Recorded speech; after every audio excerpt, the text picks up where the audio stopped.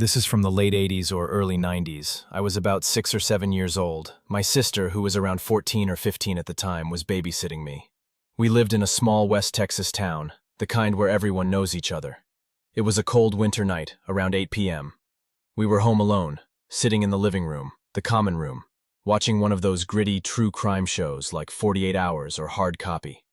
The episode that night was about a quiet man who had gone on a rampage, killing his neighbors and kidnapping their young daughter.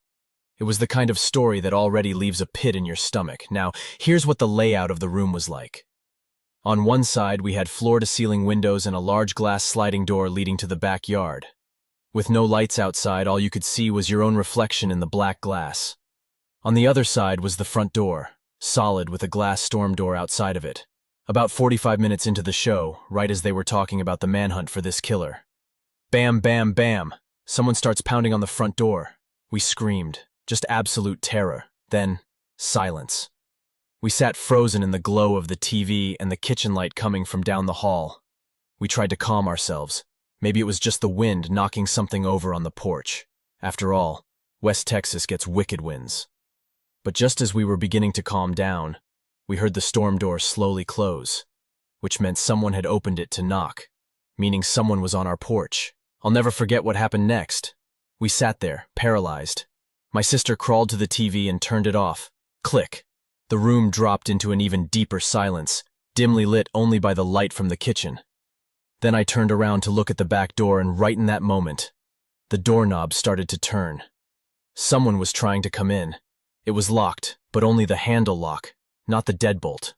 Then, bam! Bam, bam, bam! They started jerking the handle hard, trying to force their way in. The glass wall shook violently, my reflection blurred with every slam. It felt like the entire back of the house was going to shatter. My sister screamed. She pulled me up off the floor and dragged me to her room. She shoved her mattress against the door and grabbed the cordless phone. In her panic, she couldn't remember the sheriff's number, so she hit redial. It was one of her friends. She told them, gasping, that someone was trying to get into the house and they needed to come right now. I was curled up on the floor of her room, shaking. A few minutes later, headlights appeared in our front yard. Her friend and their parents had come, but whoever had been at our doors was gone. We never found out who it was. No broken windows, just a few scuff marks on the back door. Maybe new, maybe not. Nothing stolen. No follow-up. No answers. But from that night on, neither of us ever forgot to lock a door again.